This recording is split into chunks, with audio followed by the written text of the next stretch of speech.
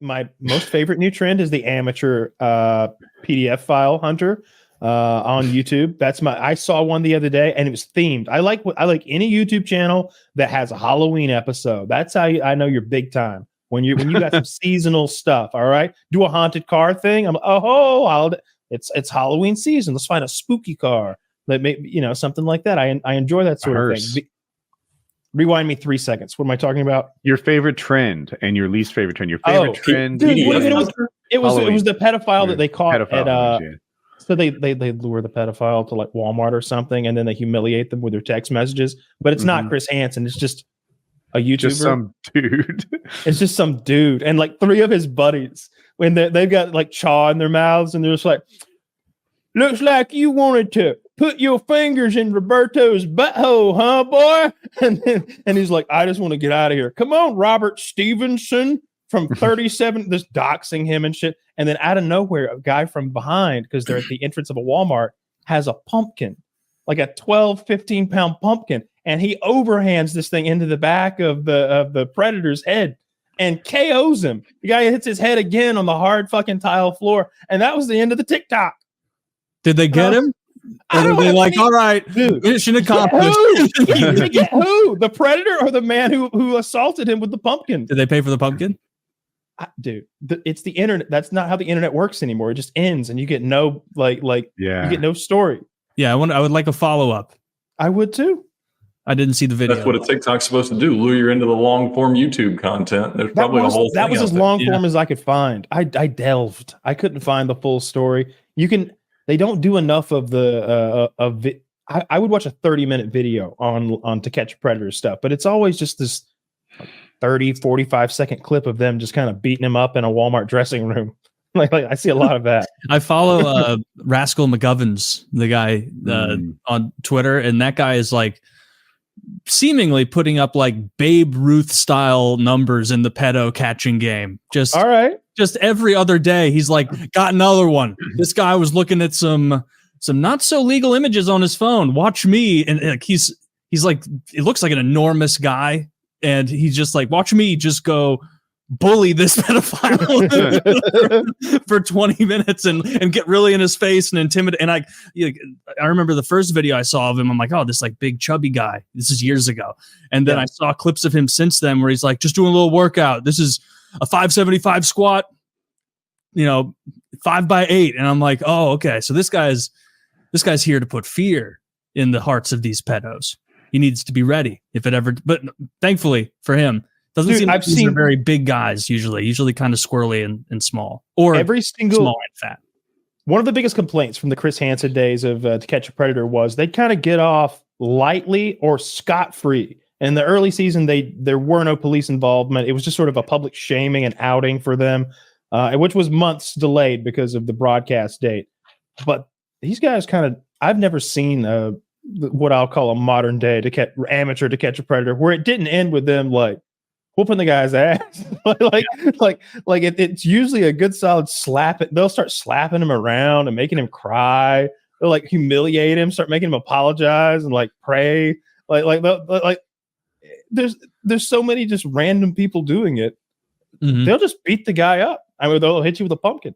They'll pumpkin you. They'll pumpkin you, man. The vigilante system. They should, give the guy a fair trial before they pumpkin him. And I always say, like I'm glad they're pumpkining pedophiles. Like more the merrier. Like I can't wait to see what they do around Christmas or oh my God, Thanksgiving with the frozen turkeys. Oh, you'll kill a man with a frozen turkey. You can't be doing that. Nah, there's got to be something to do with Christmas balls, right? Doing those giant candy canes or something. Yeah. Yeah, Home Alone pranks. Glass stocking full of coins or something. I know. I got a pedophile's address, and so I'm gonna put a hot coil on his doorknob. I'm gonna do epic. The reverse Home Alone. Yeah. I'm gonna pull an epic prank. I'm stealing his identity, and I'm applying for high interest loans from foreign governments, and he's gonna get audited, and it's gonna come up, and he's gonna go to jail. Ultimate pranks. Very distasteful things on some sketchy message boards. Yeah, I really enjoyed the new wave. There's nobody who's risen and like the cream of the crop amongst the the new crew. But you're telling me Rascal McGovern puts on a good show. What's his YouTube channel? I genuinely want to see. I don't know what his YouTube channel is. I just see a clip every now and then on Twitter of it. And in fairness, I don't follow any other person that does this, and so I don't know. I don't actually know what maybe his aren't. You worry it gets fake. I feel like these reaction and things that happen with strangers start real, and then they need to top it and recreate it on a schedule. I think that faking this would open you up to all sorts of legal action. Like you recall the prank channels, right? Where at first I'm putting butter on the ground or something, and my girlfriend's literally slipping on it, and then after a while she's bumbling around the saran wrap like she can't. It's a little different though. We're outing people as criminals and then beating them and prosecuting them. You know, like the police are getting involved. People go to jail. Like you would have to frame someone's life up, publicly. If that's real, why if anything, that's what makes this so real is that it's as real as it gets. Like usually they go to jail. And some of them, it depends on the. Sounds like these guys are just wackadoos who hit people with pumpkins. Sometimes they just away. pumpkin people. Look, it's a mixed organization out there. They don't have an official. Don't do the crime if you can't do the. That's what I'm saying. I want to find the guy, the one who does the. I want the guy who shows me the groundwork. I want to see. I want to meet the decoy. Like I want to meet this like 18-year-old guy or 20-year-old guy who's like, yeah, I know, I look 15. Let's get some creeps. And like I want to see that whole portion. I want to see like the little room, like the LAN center with them with their AOL chats open, all these little bubbles open. Are the pedo hunters mostly guys, right? Not the hunters. I meant to say the PDF files, right? Those guys are mostly men. Mostly men. It's like 1 out of 30 will be a woman. What about the fake victims? Do they tend to be boys or girls? Both. Okay.